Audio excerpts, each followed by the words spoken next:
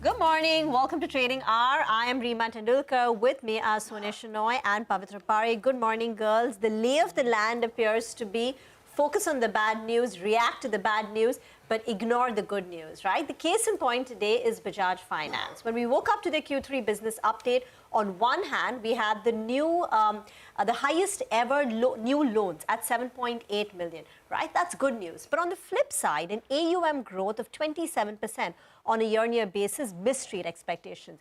But the markets are choosing to focus on the moderation or the miss in the AUM growth, which is why the stock is now down close to about 7%.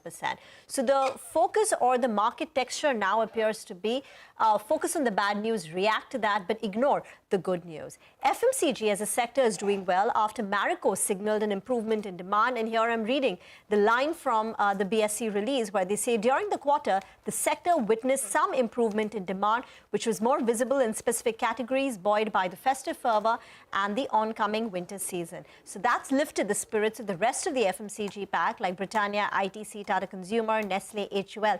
These are stocks where you can see across the board pretty good gains. Britannia is now up close to about 3%. On the losing side, as we said, it's the Bajaj twins, Bajaj Finance and Bajaj Finserv under severe pressure. But the combined weight of these two stocks in the Nifty is quite negligible, just 2.2%, which is why they're not exerting significant downside. The pressure on the index today is coming in from ICICI Bank as well as HDFC Bank. HDFC Bank lower for the second day in a row. So give and take all of that, right now as we speak, it's pretty flat on the benchmark indices, just down 9% on the Nifty, while the mid-caps are managing to hold up with a fractional gain of 0.1%. So quiet, you would have to say, digesting all the news flow below the surface. Absolutely. When you said lay of the land, I thought you were going to talk about the layoffs, right? At Amazon, I mean, what? And Salesforce. It's amazing. Yeah. 18,000 people going to be laid off, and that's like 6% of their workforce, right? And much higher than what they were talking about earlier. So I guess that's going to be the big global headline. And you can see the caution in the system as well, right? I mean, there's a risk-off sentiment that's back globally.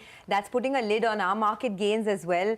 The Fed officials are indicating that there could be higher rates for some more time. So slower growth, more layoffs, higher interest rates doesn't bode. It's not a good cocktail at all for, risky assets like equities.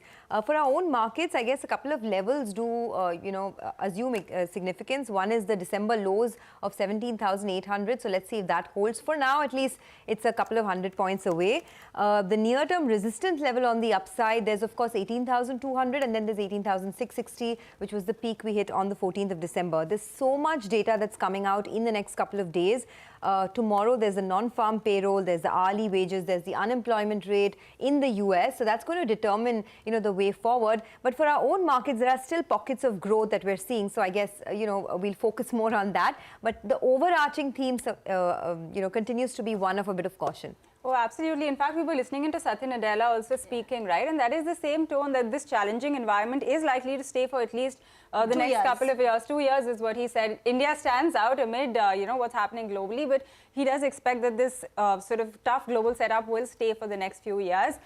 In terms of stocks and sectors, we've already pointed out it is FMCG and the consumer pack which is holding up well. Banks, financials under pressure today on the back of course, led by Bajaj Finance, what's going down. The future group of stocks also, seeing pretty sharp cuts come through. So do keep those on your radar.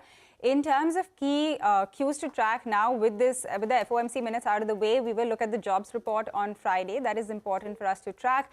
And of course, what's going on with crude prices. There was a big 5% drop overnight, 10% gone in 2 sessions. So bodes well for India, but let's see how that's headed because it's really been shaky and all over the place really. So that is important to track as well.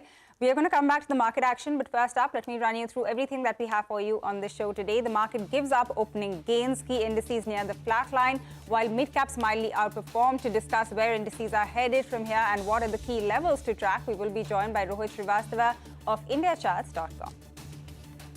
All right, and Bajaj Finance and Finserv are the biggest losers on the Nifty this morning. We get you details on what's driving the down move in some of these stocks in just a bit. And later on the show, we will be joined by the management of Rama Steel Tubes to discuss the company's third quarter business update. So that conversation also lined up. And finally, we will focus on some important brokerage commentary on what 2023 holds for the auto and pharma sectors. All this and much more in the next 60 minutes. Top of mind is certainly the big slide that we're seeing in Bajaj Finance and Bajaj